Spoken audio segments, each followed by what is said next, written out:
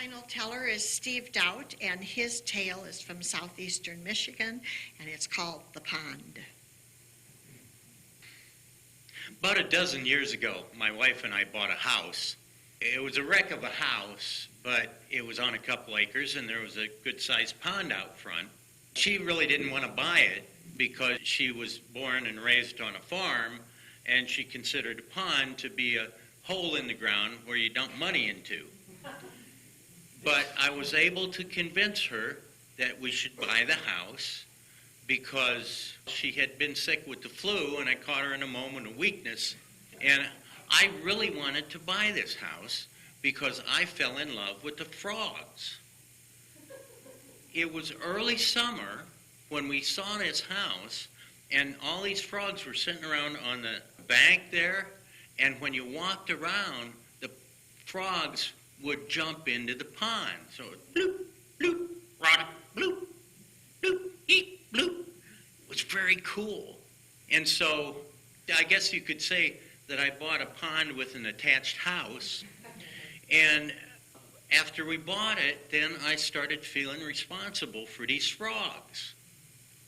I mean, after all, I'd kind of adopted them.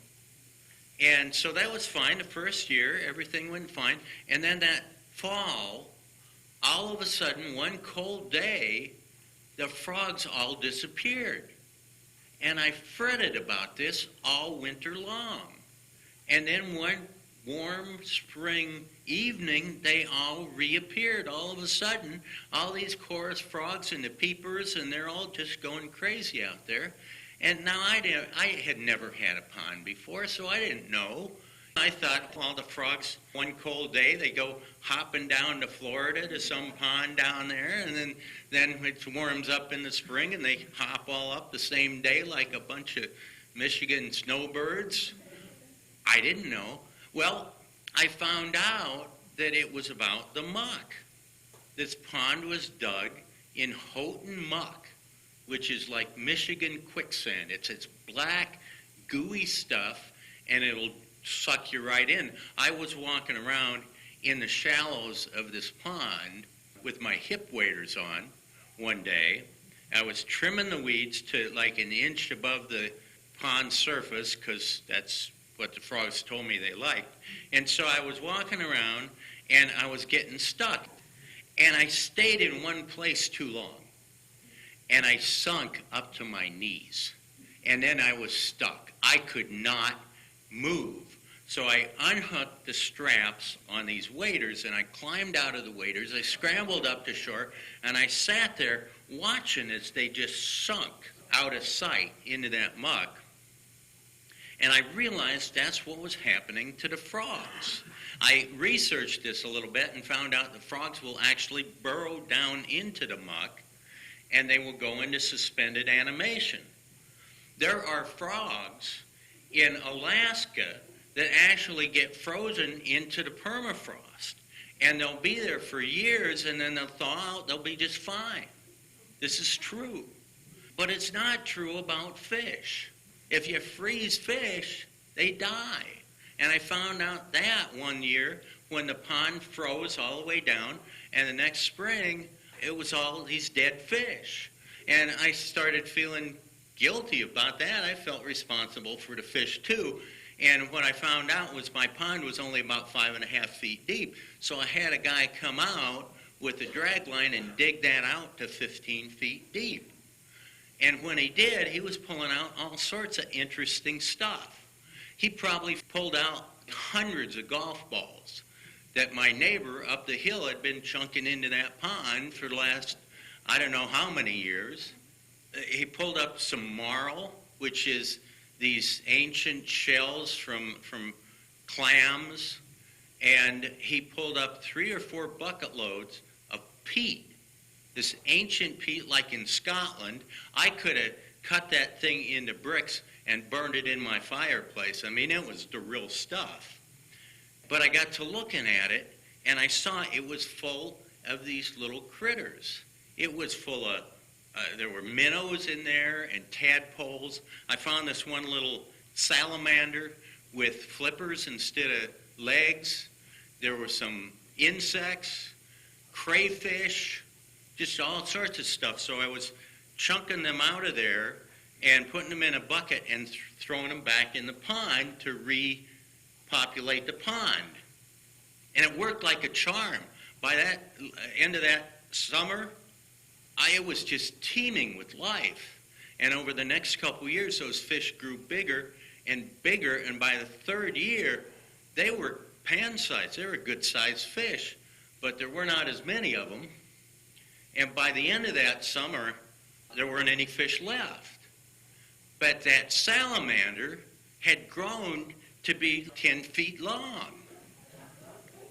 Well, that was spring, or that was fall. Well, the next spring, when the frogs came out of the muck, they didn't go in the pond. They went up on shore and kind of looked out at the pond with fear in their eyes. And that salamander had grown to be 15 feet long. And every once in a while, it would rear up his head and come out and grab a mouthful of frogs. And then the frogs would step back, the ones that were left would step back about 5 or 6 feet and sit there again. Well, one day I found a deer carcass out there. It had been stripped clean, and the frogs had moved all the way up to the house. They were sitting there by the garden hose, so I turned that on to give them some water, and I realized that this thing was probably starved, and I felt responsible for this big salamander, so I rounded up all the feral cats in the neighborhood. I was chucking them in once in a while, and as soon as they hit the water, it was suck them right down. And I ran out of cats, so I bought some chickens and then some goats, and by the time I got to the beef cattle, that thing had grown. It was probably 50 feet long. Well, I didn't know what to do. I was running out of money. And so I just quit feeding it. I'm trying to figure out what to do with this darn thing. Then my wife disappeared. And I took the dog down to the pond to see, thought maybe the dog could figure out where she'd gone. And that creature came up and went after the dog. And that was it. You don't mess with my dog.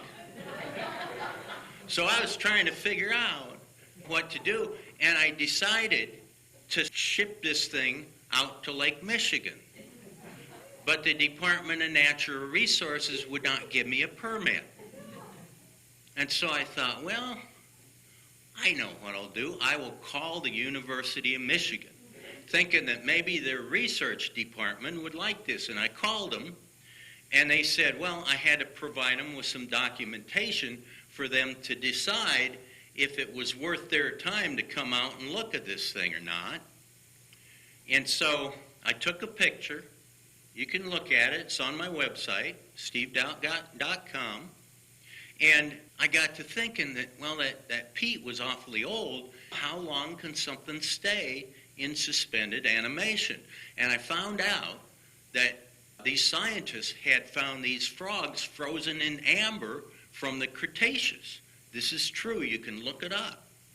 And they took these little chisels and chunked them out of there and gave them CPR, and they came right back to life.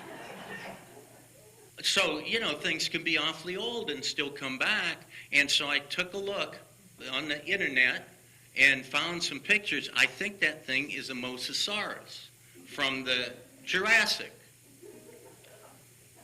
And so I was all excited about this. I called the U of M, and they put me on hold, and as I was sitting there on hold, there was a big commotion out at the pond, and I went out, and that Mosasaurus, or whatever it was swimming around and around that pond, faster and faster and faster, and then it dove down, and it created this huge whirlpool, and it sucked everything down into this big deep hole. All the muck and all the fish and the frogs and the water, everything created this huge deep hole. It was so deep and so dark down there, I couldn't see a thing down there.